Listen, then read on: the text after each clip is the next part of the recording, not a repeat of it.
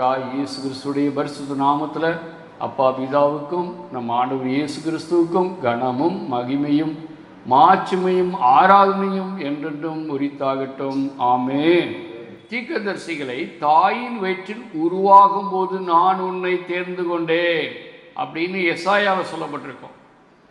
எரேமியாவில் சொல்றார் தாயின் வயிற்றில் உருவாகும் முன்பே அப்படின்னு சொல்றார். தாயின் வயிற்றில் உருவாகும் முன்பேனா அப்போ எங்கே பார்த்துருப்பார்? உருவாகலை. உருவாகும் முன்பேனா எப்படி? தாய் வயிற்றில் கருவில் உருவாக முன்பே அப்படின்னா எங்கே பார்க்குறாருன்னா தந்தைகிட்ட பார்க்குறாரு. அதனால தான் தந்தையின் மரபில் தாயின் கருவில் உருவாகும் முன்பே நான் உன்னை அறிந்து கொண்டே. எங்கே பார்க்குறேன்னா ஆண்டவர் தேவனே தந்தைகிட்ட பார்க்குறாரு. தந்தை எப்படிப்பட்டவன் பார்க்குறாரு? அவர் ஒரு குரு, தேவி குரு. அவர் ஒரு பரிசுத்தமான மனுஷன். அப்படிப்பட்ட மனுஷனுக்கு பிறக்க போகிற குழந்தைய தேவன் முன்குறித்திருக்கிறார், முன் அறிந்தார். உலகம் உண்டாகும் முன்பே நம்மளை முன்குறித்தவர் தாயின் வயிற்றில் கருவில் உருவாகும் முன்பே எரேமியாவை கண்டாராம். தேவன் சொல்கிறார், நான் உன் தாயின் வயிற்றில் கருவில் உண்டாகும் முன்பே உன்னை அறிந்தேன். நம்மளாம் இன்றைக்கி ஆண்டவருக்குள்ளே வந்திருக்கிறோம் அப்படின்னா நம்மளை முன்னாலேயே அவருக்கு தெரியும் வருவோன்னு. வந்து ஆண்டவருக்குள்ளே இருப்போன்னு தெரியும். ஆண்டவருக்குள்ளே இருந்து பிசாசா போகிறவனும் இருக்கிறான்னு தெரியும் அவருக்கு. பரிசுத்தமாக இருந்து இறுதி வரைக்கும் வெற்றி பெற்று பரலோகராஜ்யம் நுழையவனும் தெரியும் அவருக்கு. Price the Lord. ஆனால் அது அவரை சார்ந்ததா? இல்லை. அவர் நமக்கு கொடுத்துருக்க சுதந்திரம்.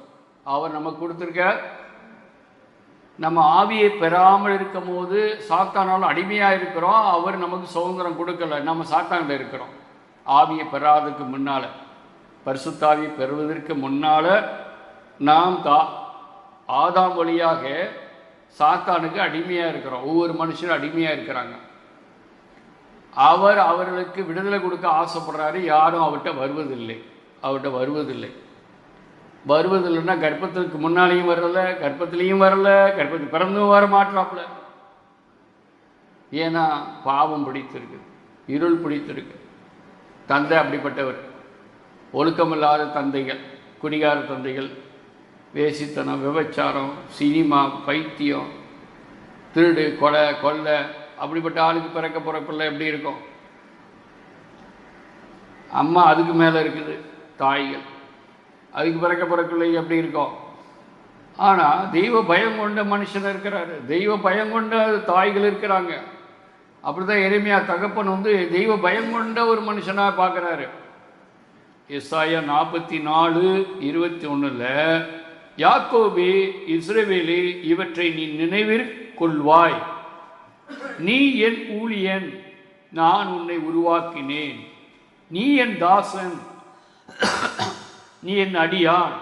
இஸ்ரவேலே, நான் உன்னை மறக்க மாட்டேன். Praise the Lord. ஹல்லேலூயா. மறக்க மாட்டார். அவருடைய வேலைகளை நம்ம அக்கறையாக செய்தால், ஊழியனா என்னன்னா ஊழியக்காரர் தான் ஊழியன் இல்லை, பரிசுத்தாய் பெற்ற யாவரும் ஊழியக்காரர்கள். ஒரு ஆத்மா மேலே வாஞ்சியாய் ஒரு ஆத்மாவை மனமாத்துறதுக்கு நம்ம அக்கறையாக இருந்தோம்னா அவர் சொல்கிறாரு, நீ என் தாசன், நீ என் ஊழியன், நான் உன்னை மறக்க மாட்டேன். நம்ம யாரையும் மறந்து போயிடுவோம். நமக்கு நன்மை செஞ்சவங்களாம் மறந்து போயிடுவோம். யாரை மட்டும் மறக்க மாட்டோம்? தீமை செஞ்சவங்கள மறக்கவே மாட்டோம். நமக்கு வாழ்க்கையில் தீமை செஞ்சவங்கள மறப்பீங்களா? தீமை செஞ்சவங்கள மறக்கவே மாட்டீங்க. ஏன்னா யாரை மறந்துடுவோம்? நன்மை செஞ்சவங்கள மறந்து போயிடுவாங்க. அதுதான் மறந்து போயிடுவோம். Price the Lord. ஆனால் ஆண்டவர் சொல்கிறாரு, நான் மறக்கவே மாட்டேன். ஹல்லேலூயா. ஒரு கிண்ணத்தில் தண்ணீர் கொடுப்பவனே கைமாறு பெறாமல் போகான்னு சொல்கிறாரு. ஆண்டவர் சொன்னார், ஒரே ஒரு கிண்ணத்தை தண்ணி கொடுத்தா, இயேசுக்காக தண்ணி கொடுத்தான். இயேசுக்காக தண்ணி கொடுத்தா அந்த ஒரு கிண்ண தண்ணி கொடுத்ததை அவர் கவனமாய் நோட் பண்ணி வச்சிருக்காரு. ஆமாம். நம்ம ஒவ்வொரு செயலும், சின்ன சின்ன செயலை கூட ஒரு கணக்கு எழுதி வச்சிருக்காங்க. ஜீவ புஸ்தகத்தில் எழுதப்பட்டிருக்கு. எசேக்கியேல் 18:4 இதோ எல்லா ஆத்துமாக்களும் என்னுடையவைகள், தகப்பனின் ஆத்மா எப்படியோ அப்படியே மகனின் ஆத்மாவும் என்னுடையது, பாவம் செய்கிற ஆத்மாவே சாகும். எனக்கே நீ சொந்தம். என்னால் நீ மறக்கப்படுவதில்லை, எனக்கே நீ சொந்தம். என்னால் நீ மறக்கப்படுவதில்லை, எனக்கே நீ சொந்தம். தந்தையின் மரபில் தாயின் கருவில் உருவாகும் முன்பே நான் உன்னை அறிந்து கொண்டேன். நம்ம யாருக்கு சொந்தம்?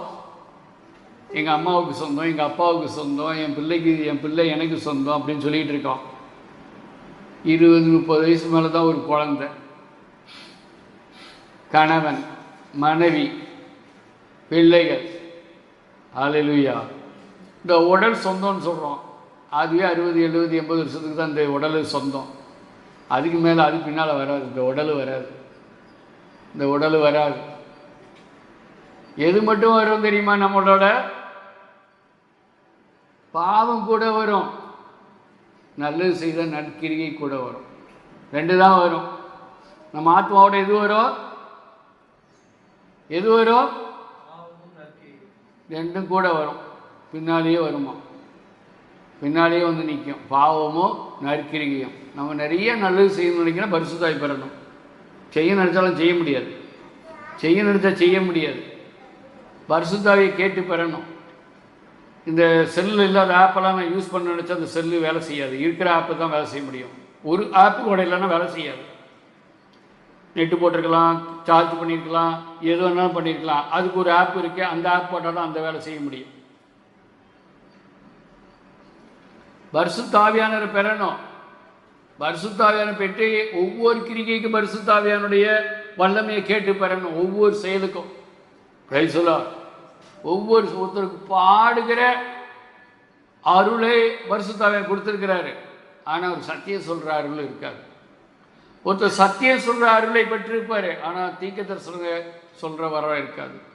ஒருத்தர் தீர்க்க தரிசனம் வரம் இருக்கலாம். ஆனால் மறைபொருள் எடுத்து விளக்கம் சொல்ல தெரியாது. ஒருத்தர் மறைபொருள் விளக்கம் சொல்லலாம், அன்பு செய்ய தெரியாது. அன்பு செய்யலாம், ஆனால் அவர் பரிசுத்தமாக வாழ மாட்டார். உதவி நிறைய செஞ்சுருப்பார். அவர் தப்பு செய்ய கிளம்பிடுவார்.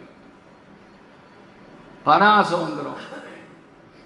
இறக்க குணம் இருக்கலாம், பெருமாவி வந்துடும். தாழ்ச்சியாக இருக்கலாம், ஆனால் கொடுக்க தெரியாது, நல்லது செய்ய தெரியாது. இப்படி நிறையா இருக்குது. எதுலையாவது ஒன்று சிக்கிட்டு இருப்போம். எல்லாவற்றையும் கேட்டு பெறணும். தம் பிதாவிடம் கேட்டால் தம் ஆவியை கொடுக்க மாட்டாரா? ஏற்கனவே ஆவி பெற்றிருக்கிறோம். கேட்டால் கொடுக்க மாட்டாரா? அன்பு சீஷர் யோவான் ஆண்டவருடைய காலத்தில் பெந்தேகோஸ்து நாளில் பரிசுத்தாய் பெற்றவர். அவர் 80, 90, 100 வயசாச்சு. பரிசுத்தாய் பெற்றுக்கிட்டே தான் இருந்தார். ஒரு நாள் ஆவிக்குள்ளாகி காட்சியை கண்டதான் வெளிப்பாடு நூல், முதிர்ந்த வயது. அப்புறம் ஆவி அதுக்கு முன்னால் பெறாமல் போயிட்டாரா? பெற்றுக்கிட்டே தான் இருக்காரு. இந்த காட்சி பெறுவதற்கு ஆவியை பெற்றார். அப்போ எல்லாற்றுக்கும் பரிசுத்த ஆவியுடைய வல்லமை கூடிக்கிட்டே போகணும். நாம் பெற்றிருக்கிறது பத்தாது. பெற்றுட்டேன்னு நினைக்கவே கூடாது. பீட்டர் பால் நான் பெற்றுட்டேன்னு நினைக்கவே கூடாது. அதான் பெரிய பாவம். பெற்றுக்கிட்டே இருக்கணும்ப்பா, கொடுங்க கொடுங்க கொடுங்க கொடுங்கன்னு கேட்டுக்கிட்டே இருக்கணும். நம்ம கேட்டுக்கிட்டே இருக்கணும். ஹல்லேலூயா. அப்படி கேட்குறது தான் ஜெபம், பேசுகிறது. அம்மாட்ட என்ன கேட்பாங்க பிள்ளைங்க வந்து? அம்மா இன்றைக்கி வடை செஞ்சிக்கலாம், அம்மா இன்றைக்கி ஏதாவது சாப்பாடு வித்தியாசமாக செஞ்சிக்கலாம். நிறையா பிள்ளைங்க தோசை கேட்பாங்களாம் அம்மாக்கிட்ட போய். ஏன்னா தோசை மோறு மட்டும். சில பிள்ளைகள் வேறு மாதிரி கேட்பாங்க, ஏதாவது கேட்பாங்க. அப்போ பிள்ளைகள் அப்பாக்கிட்ட போய் ஒரு நேரம் கேட்குற மாதிரி நம்ம அப்பாக்கிட்ட நம்ம எல்லாத்தையும் கேட்கணும். அம்மா கொடுக்குறது கொஞ்ச நேரம் தான், அப்பா கொடுக்குறது கொஞ்ச நேரம் தான். நம்முடைய பெரியப்பா, நம்ம பெத்த அப்பா, நம்மளை வளர்க்குறப்பா, காக்கிறப்பா, நித்தியப்பா, அவர்கிட்ட தான் நம்ம எல்லாத்தையும் கேட்டு பெறணும். Price the Lord. அந்த அனுபவத்தை பிள்ளைகளுக்கு கொடுங்க. நாமும் அந்த அனுபவத்தில் இருந்தால் தான் தெய்வ ஆவியார் நம்மளோட சஞ்சரிப்பார். Price the Lord. நேற்று வந்து ஆவி இன்றைக்கி இருக்காது. நேற்று சாப்பிட்ட சாப்பாடு இன்றைக்கி இருக்காது வயிற்றில். நேற்று சாப்பிட்ட சாப்பாடு எதுவும் இன்றைக்கி இருக்காது. அதே போல் நேற்று பெற்ற பரிசுத்த ஆவியானவர் இருக்க மாட்டான்னு சொல்லலை, குறைஞ்சிருக்கும். உங்கள் மாம்சம் குறைச்சி விட்டுக்கிட்டே இருக்கும். தக்கையாகிட்டே இருப்பீங்க. அதை நிரப்பிக்கிட்டே இருங்க. டேங்கில் தண்ணி நிரப்புறீங்க. இல்லையா? வீட்டில் சாமான் கம்மியாயிடுச்சுன்னா வாங்கி வாங்கி நிரப்புகிறோம், எல்லாவற்றையும் நிரப்புகிறோம். அதே போல் ஆவியை நிரப்பிக்கிட்டே இருக்கணுன்ற, கேட்டு பெற்றுக்கிட்டே இருக்கணுன்ற. ஹல்லேலூயா. எசாயா 48:6 படிப்போம். முன்பு நீ கேட்டாய், இப்போது அவை அனைத்தையும் காண்கிறாய். அவை குறித்து அறிவிக்க மாட்டாயோ? இது முதல் புதியவற்றை அறியாத மறைபொருளையும் உனக்கு வெளிப்படுத்துவேன். ஆமென். உங்களுக்கு ஒவ்வொருக்கும் ஒரு கொடை இருக்குன்னு அர்த்தம். வித்தியாசமாக இருக்குது, அதை நீங்கள் பயன்படுத்தாமல் இருக்கிறீங்கன்னு அர்த்தம். வித்தியாசமான அருள் நம்ம ஒவ்வொரு கொடுத்துருக்கிறார். பாடலாம், ஆராதனை செய்யலாம், ஜெபிக்கலாம், பரிந்துரை செய்யலாம், தீர்க்கதரிசனம் சொல்லலாம், உதவி செய்யலாம், நன்மை செய்யலாம், இறக்கச்செயல் செய்யலாம். எத்தனோ கொடைகள் இருக்குது. அதனால் யார் எனக்கு எதுவுமே இல்லைன்னு சொல்லக்கூடாது. சில கோடீஸ்வரர்னா கோடி கோடியாக சேர்த்து வைக்கிறவங்கள, அவங்க நிறைய வருமானம் இருக்கும். அது எதுக்குன்னா சபையில் இருக்க ஏழைகளுக்கு உதவி செய்ய. அப்போ ஏழைகள் சாகிற வரைக்கும் ஏழையாக இருக்கணுமா? இல்லை. அவர்கள் கொடுத்து பழக தங்களுடைய ஆசீர்வாதத்தை பெருக்கி வரணும். கொடுப்பவர்கள் பெற்றுக்கொண்டே இருப்பார்கள். ஓடுற ஆற்ற தண்ணி வந்துக்கிட்டே இருக்கும். நின்றுச்சுன்னா, அடைச்சிட்டிங்கன்னா வர்ற ஆறு தண்ணி நின்று போயிடும். இன்றைக்கி இந்தியாவில் பூரா தண்ணி கொடுக்காம எல்லாம் நிறுத்திக்கிறாங்க. சைனாக்காரன் இந்தியாவுக்கு வரக்கூடாது, இந்தியாக்காரன் பாகிஸ்தான் தண்ணி போகக்கூடாது, கர்நாடகாரன் தமிழ்நாடு தண்ணி வரக்கூடாது. நிறுத்துறதுனால தான் மழை குறைஞ்சி வறட்சி வருது. என்ன தான் மழை பெஞ்சாலும் வறட்சி இருக்குது. இந்த மே மாதம் வந்தால் பாருங்கள் எவ்வளோ மழை பெஞ்சிருக்கு. வறட்சின்னு சொல்லுவாங்க. அது எங்கிட்ட பிசாசு வேலை செய்யும். பூமியை குடிச்சிட்டு போயிடுது. ஏதோ பண்ணுறாங்க, வெப்பம் வந்துடுது. அப்படின்னா என்னன்னா, நன்மை செய்கிறவனுக்கு நன்மை வந்துக்கிட்டே இருக்குன்னு சொல்கிறார். பரலோகத்தில் செய்கிறோம், இங்கேயும் தேவையானதை கொடுத்துருவார். நன்மை செய்வதில் யோசனையாக இருக்கணும். எரேமியா 33:3 என்னிடம் அன்றாடு, உனக்கு நான் செவி சாய்ப்பேன், நீ அறிந்திராத மாபெரும் செயல்களையும் மறைபொருளையும் உனக்கு நான் விளக்கி கூறுவேன். ஆமென். இப்போ நமக்கு நிறைய மறைபொருளை நமக்கு எடுத்து சொல்லிட்டு தான் வர. அவர் நமக்கு கொஞ்சம் நெஞ்சம் கொடுக்கல, சொத்து நிறைய சொல்லி கொடுத்துருக்கார். அதுக்கு நன்றி செலுத்துகிறோம். சங்கீதம் 18:50 சொல்கிறாரு, நான் ஏற்படுத்தின ராஜாவுக்கு மகத்தான ரட்சிப்பை அளித்து தாம் அபிஷேகம் பண்ணின தாவீதுக்கு அவன் சந்ததிக்கும் சதாகாலம் கிருபை செய்கிறார். ஹல்லேலூயா. தாவீது சொல்றாரு, தேவன் அபிஷேகம் பண்ணின சவுல் மேல் நான் கை போட மாட்டேன். தாவீது மாதிரி ஒரு ஆளை பார்க்க முடியல. அபிஷேகமா இருக்கிற ஒரு ஊழியக்காரனை யாராவது கேவலப்படுத்தக்கூடாது. அபிஷேகமா இருக்கிற ஒரு மனுஷனை கேவலமாக பேசினா அந்த வீட்டுக்கு சாபம் வரும். அபிஷேகமான ஊழியக்காரன் தெரிஞ்சு நானே ஊழியக்காரனாக இருந்தால் கூட அவர் அபிஷேகமாக வாழ்கிற ஊழியக்காரரை பார்த்து தப்பாக பேசிடக்கூடாது. அது சாபம் வீட்டில் இறங்கிடும். ஹல்லேலூயா. ஆனால் தேவ சத்தியத்துக்கு ரோதமாக செய்துக்கிட்டு மக்களை ஏமாற்றிக்கிட்டு வாழ்கிறவன் தெரியுது, இந்த மாதிரி ஆண்டவரே இந்த மாதிரி போதிக்கக்கூடாதுன்னு அவர் சொல்லலாம். மக்களில் இப்படி தான் சத்தியம் இருக்குது, இவர் தப்பாக போதிக்கிறான்னு எடுத்து சொல்லலாம். அவரை போய் கண்டனம் பண்ண தேவையில்லை, வேலைக்கு காத்தா வாழுங்கன்னு சொல்லலாம். அது புரிய வைக்கிறது. ஆமாம், தாவீது குமாரன், இயேசு கிறிஸ்து தாவீது குமாரன் தான் சொல்லுவாங்க. சாலமோன் குமாரன் சொல்ல மாட்டாங்க, சவுல் குமாரன் சொல்ல மாட்டாங்க. ஹல்லேலூயா. அப்போ தாவீது அபிஷேகம் பண்ணினவர்களை அவர் கை போட மாட்டேன். என்ன கை போட மாட்டேன்? சவுல் இவரை கொள்றதுக்கு துத்திக்கிட்டே தர்றாப்புல, படையோடு சுற்றுறாரு. சவுல் நைட்டும் பகலுமா சுற்றுறாரு. பிலிஸ்தரோட போர் செய்ய மறந்துட்டாரு. தாவீதை கொல்லணும் மருமகன் வேற கொல்லணும். ஏன்னா யோனாத்தானை விட எல்லாரும் அவனை நேசிக்கிறாங்க, அவனுக்கு திறமை இருக்கு, அவன் போனால் யுத்தத்தில் ஜெயிக்கிறான். சவுல் 1000 பேர், தாவீது 16 பேருன்னு பெண்கள்லாம் பாடுறாங்க. அவரால் தாங்கி கொள்ள முடியல. அப்படி இருக்கிற ஆவி பிடிச்சிருக்குன்னு சொல்லிட்டு தாவீதை நீ கொஞ்சம் ஒரு பாடி ஜெயிச்சுன்னா அவர்கிட்ட ஆவி போயிடணும் கெஞ்சி கூட்டிகிட்டு வந்துடுறாங்க. கூட்டிகிட்டு பாடும் பொழுது என்ன போயிடுச்சு? சவுல்கிட்ட ஆவி போயிடுச்சு. போன ஆவி திருப்பி எப்படி வந்துச்சு? சவுல்கிட்ட அவரு அபிஷேகம் பண்ணப்பட்டவர், இவரும் அபிஷேகம் பண்ணப்பட்டவர். ஆவி போன உடனே ஈட்டி எடுத்துக்கிட்டு தாவீது ஜெபம் பண்ணி ஆவி போயிடுச்சு, மனுஷனாயிட்டான். ஈட்டி எடுத்துக்கிட்டே தாவீதை ஏறினார். தாவீது விளையிட்டார். தேவன் அவரை காப்பாற்றினார். நன்மை செஞ்சவனுக்கு தீமை செய்கிறவர் இந்த அபிஷேகம் பெற்றவர். ஹல்லேலூயா. நான் அங்கேயே தாவீது ஒன்றும் செய்யலை. சவுல தாவீது ஒளிஞ்சிருக்கிறதுல இவர் வெளியே போகிறாரு. அதிகாலையில் போகிறார். அவர் ஆடையோடு போயிட்டு வந்தார். தாவீது என்ன செய்கிறார்? அவர் உட்கார்ந்துல அவருடைய ஆடையை வெட்டி அவருடைய ஆளுகளுக்கு அனுப்பி, நான் சவுல் அவர் ராஜாவை கொலை செய்யணும்னா கொலை செய்ய முடிஞ்சிருக்கோம். அவர் வந்த வெளிப்புறத்தில் நான் கொண்டிருப்பேன். ஆனால் அபிஷேகம் பண்ணவரை நான் கொலை செய்ய மாட்டேன்னு அவர் அனுப்பினார். பாருங்க, ஆண்டவரே அவன்கிட்ட இருந்த சவுல்கிட்ட இருந்த ஆவியை வச்சு சவுலை செத்தான். அவர்கிட்ட இருந்த ஆவியை அவர் சாகடிச்சு தேவன் அனுமதிச்சார். அப்போ பாருங்கள், அபிஷேகம் பட்டவர்களை யாரையும் நீங்கள் என்ன செய்யக்கூடாது? விசுவாசியாக இருந்தால் கூட, பரிசுத்த ஆவியில் நிரம்பி இருக்கிற ஒரு விசுவாசியை கூட நீங்கள் அவர்களை அவமானப்படுத்தக்கூடாது, சாபத்தை வாங்கக்கூடாது. அவங்க தப்பு தவறாக வாழ்ந்துட்டு இருந்தாங்கன்னா நீங்கள் சொல்லலாம். அது யார்ட்டையும் போய் சொல்லிட்டு இருக்கக்கூடாது. அவங்கள நேரம் கண்டிக்கலாம். அபிஷேகப்பட்ட ஊழியர்களை, அபிஷேகப்பட்ட மக்களை, அபிஷேகமானவர்களை தூத்துறதுக்கு உங்களுக்கு எந்த அதிகாரமும் இல்லை. நமக்கு எந்த அதிகாரமும் இல்லை. அப்படி நம்மளும் அபிஷேகப்பட்டு தான் மற்ற தூத்திட்டு போகிறாங்க. அவங்களுக்காக ஜெபம் பண்ணி விட்டுருங்க, சாத்தா அவங்கள பார்த்துக்கிறோம். ஒருவேளை மனம் மாறிடுவாங்க. மாறலன்னா சவுலுக்கு அதை தான். Praise the Lord. ஹல்லேலூயா. நாம் அபிஷேகம் பெறணும். தாவீதை போல் அபிஷேகத்தை காத்துக்கொள்ளணும். 1 நாளாகமோ 16:22 நான் அபிஷேகம் பண்ணினவர்களை நீங்கள் தொடாமலும் என்னுடைய தீர்க்கதரிசிகள் தீங்கு செய்யாமலும் இருங்கள் என்றார். ஹல்லேலூயா. தீங்கு செய்யக்கூடாது, தொடக்கூடாது, கண்டனம் பண்ணக்கூடாது.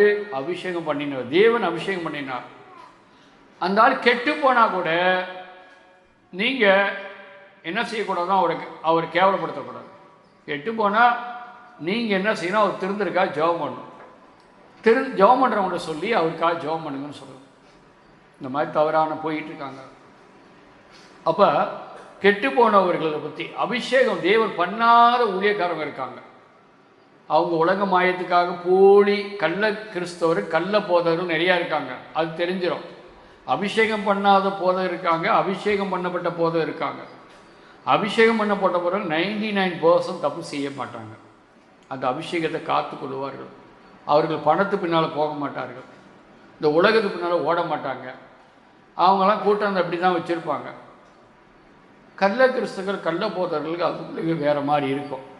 அதனால் நான் அபிஷேகம் பண்ணினவர்களை நீங்கள் தொடாமலும் என்னுடைய தீர்க்கதரிசிகள் தீங்கு செய்யாமல் இருங்கள். ஹல்லேலூயா. அதனால தான் இங்கே போட்டிருக்கேன், மறைபொருள் அனைத்தையும் புரிய செய்ய நான் உன்னை அபிஷேகித்தேன். ஏழை எளியோருக்கு நற்செய்தி. அது அடுத்த வாரம் பார்த்துக்குருவோம். அப்போ நம்மளை அபிஷேகம் பண்ணியிருக்கிறார். நாமும் அபிஷேகம் பண்ணப்பட்டவர்கள். ஊழியக்காரர் மட்டும் இல்லை, ஆண்டுடைய வார்த்தையை கேட்டு வாழ்கிற யாவரும் நீங்களும் அபிஷேகம் பண்ணப்பட்டவர்கள். அபிஷேகத்தை காத்து கொள்ளணும். ஹல்லேலூயா. இயேசு ராஜா வரப்போகிறார், வந்துடுவாரே சீக்கிரமாக. இயேசு ராஜா வரப்போகிறார், வந்துடுவாரே சீக்கிரமாக. எச்சரிப்பு சத்தங்கள் எங்கும் கேட்குதே, எச்சரிப்பு சத்தங்கள் எங்கும் கேட்குதே.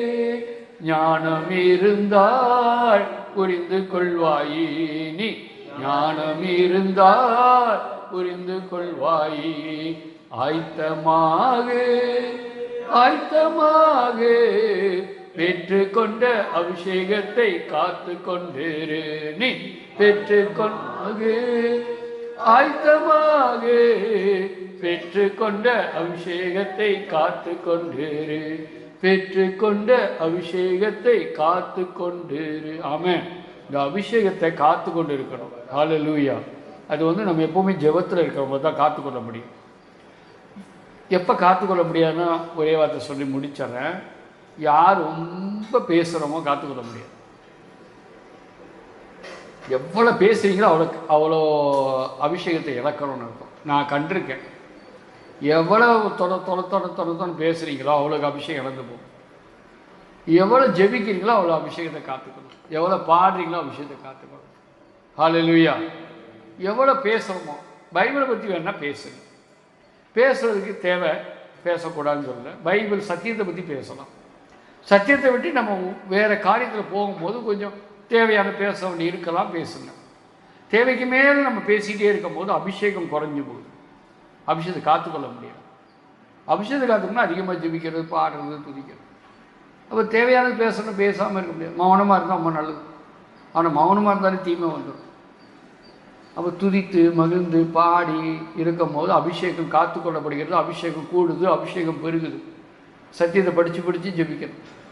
சும்மா ஜெபம் பண்ணிட்டு இல்லை, சத்தியத்தை பைபிளை படித்து ஜெபிச்சா இன்னும் அபிஷேகம் கூடும். ஹல்லேலூயா, ஹல்லேலூயா, பிரைஸ் தி லார்ட், ஆமென். நீங்கள் மற்றவங்களை பார்க்கும்போது எப்படி இருக்கணும்? மோசே சீனாய் மலையிலிருந்து இறங்கி வந்த முகம் ஒளிருச்சா? உங்கள் முகம் ஒளிர போல மலர்ந்து இருக்கணும், அப்படியே மகிழ்ச்சியாக இருக்கணும். அப்போ அபிஷேகம் கூடியிருக்குன்னு அர்த்தம். உங்களோட கூடியிருக்குமோ அர்த்தம் கேட்பாங்க, என்ன சார், என்ன பிரதர், என்ன தங்கச்சி, என்ன அக்கா, அப்படியே மகிழ்ச்சியாக போறீங்க, சும்மா நக்கலாக கேட்பாங்க. என்ன